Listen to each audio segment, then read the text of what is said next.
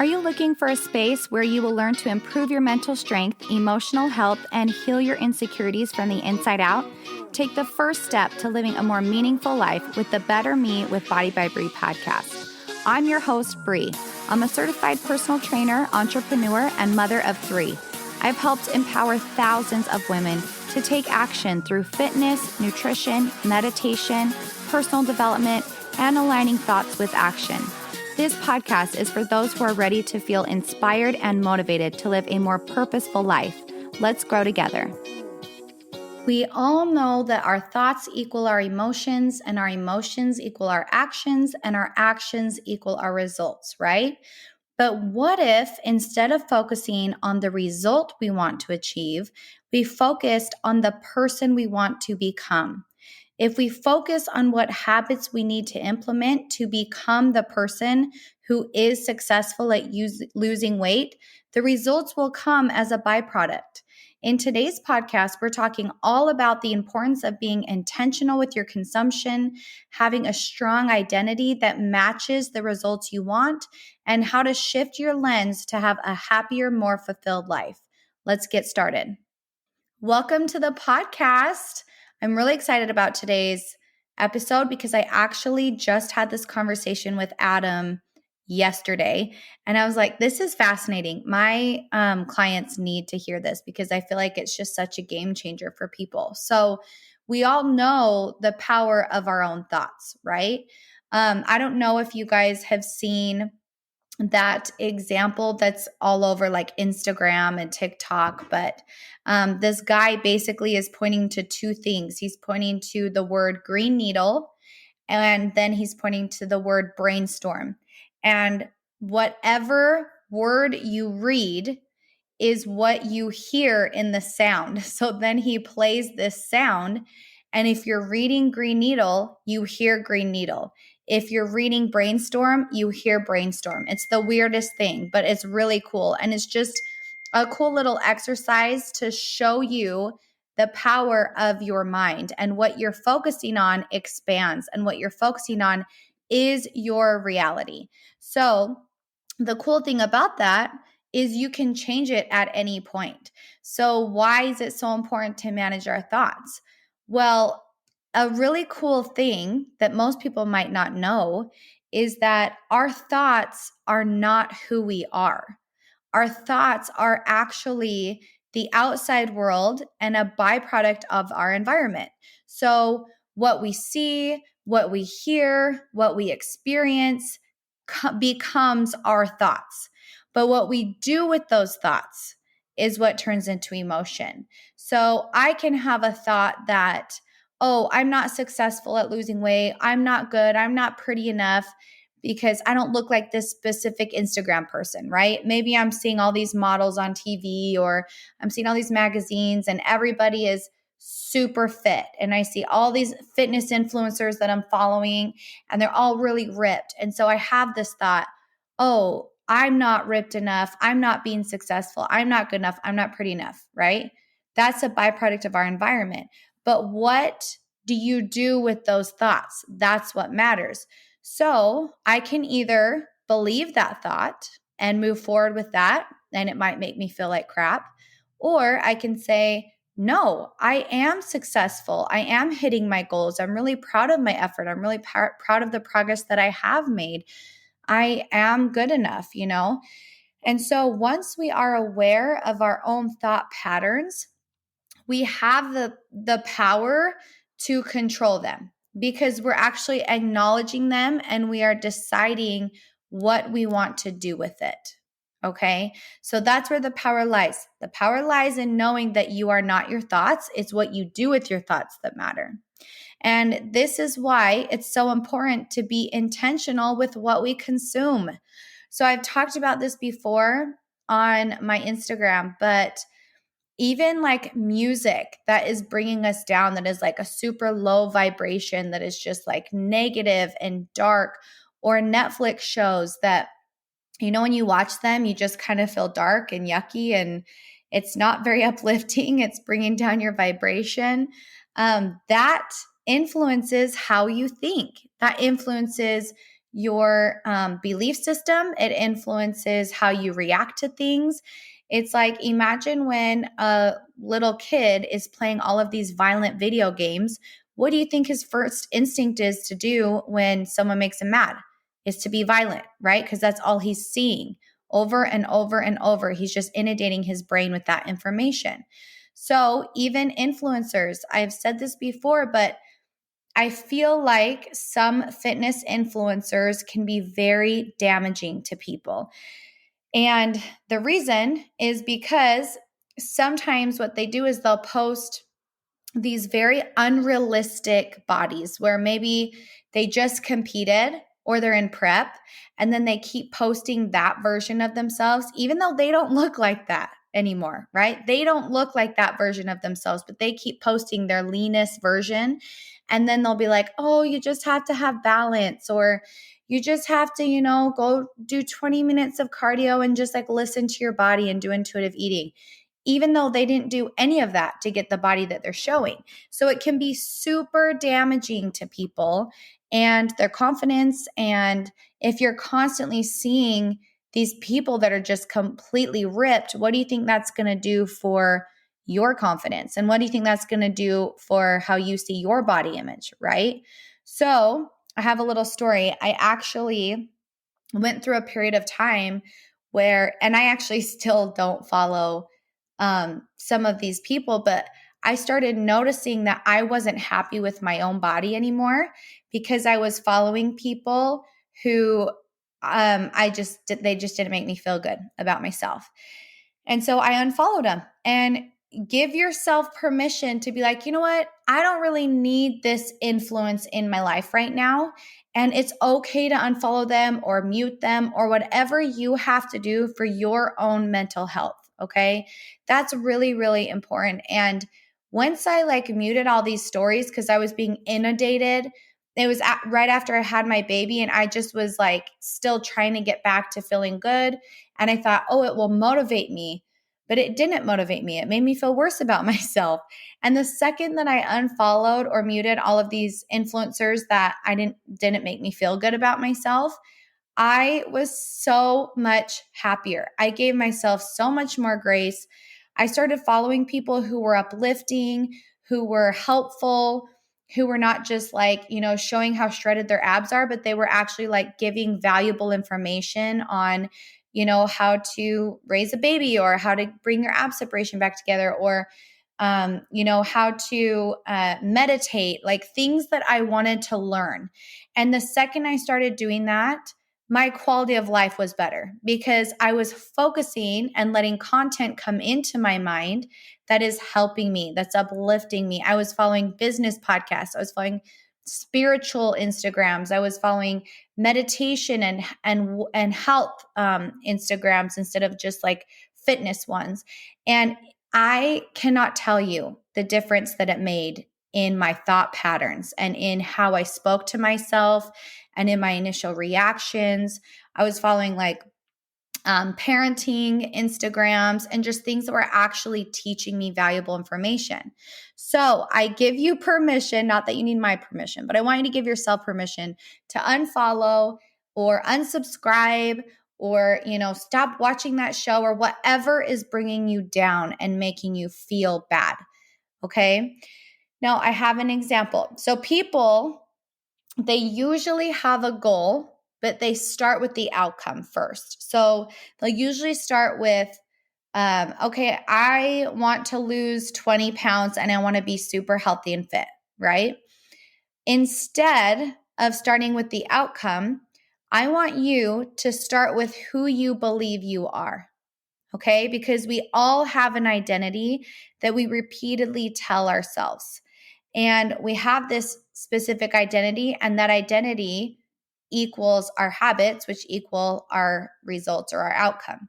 So instead of saying, I want to lose 20 pounds, I want to be fit and shredded and lean, what if you started telling yourself, I'm the person who prioritizes my health. I'm the person who goes to the gym every day, no matter what. I'm the person who likes to eat vegetables because I like fueling myself with healthy nutrients. I'm the person who doesn't quit. I'm the person who does what I say that I will do. And you start believing that. You have to believe it. You have to be that person, right? I actually just had this conversation with my friend at the gym this morning because she was getting frustrated. She's like, I've been going to the gym for X amount of months. I thought I'd be farther. Why is my body not responding? And I was like, okay, well, why are you doing this? What's the motivation behind it? Because if you truly believe that you're the person who has this healthy lifestyle, no matter what the outcome is, your results will come because you're going to stay consistent. And I'm like, listen, you've been consistent for months. You are now the person who loves going to the gym, who loves getting their workout in, who loves to eat healthy. That is who you are. And your results will come as a byproduct, right?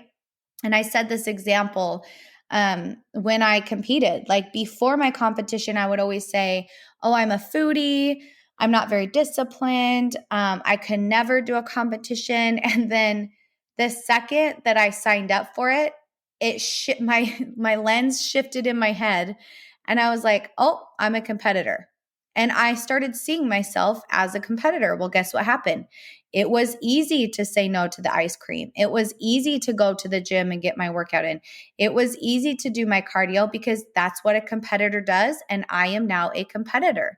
And it made it so much easier for myself. I took the decision out of it and I was like, this is what a competitor does. This is what I do.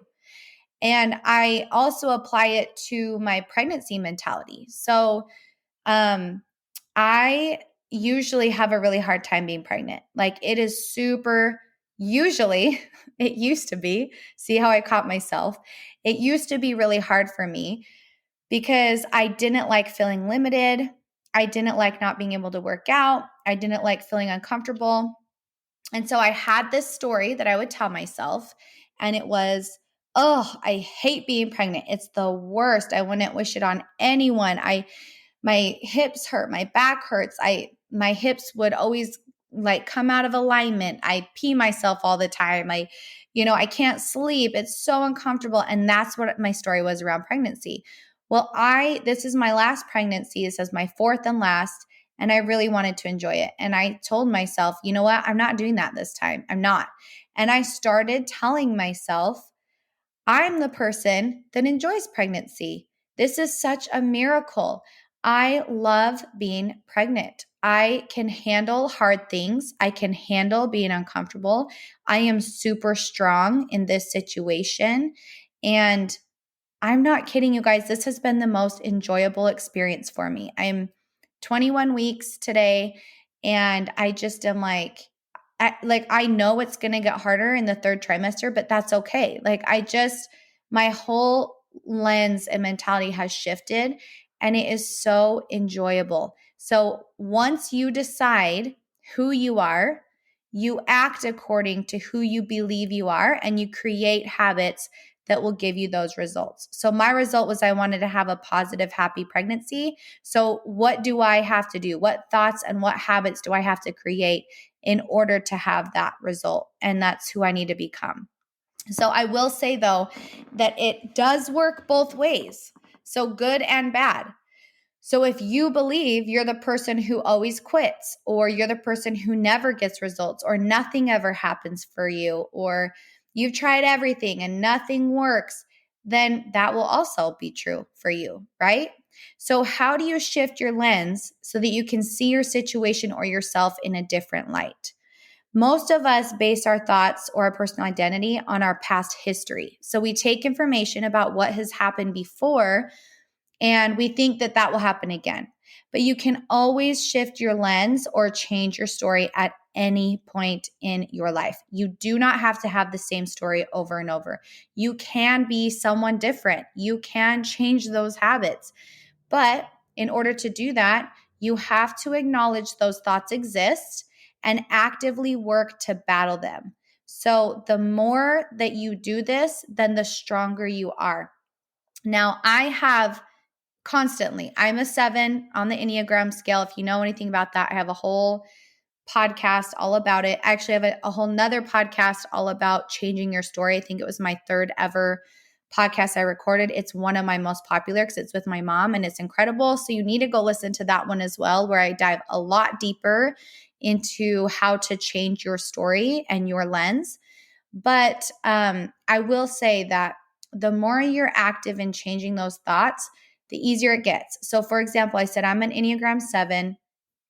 Typically with an Enneagram 7, we tend to have thoughts like, oh, I hate being uncomfortable, or I don't want to do that. It's boring, or I don't want to do like the hard work. I'd rather, do something fun.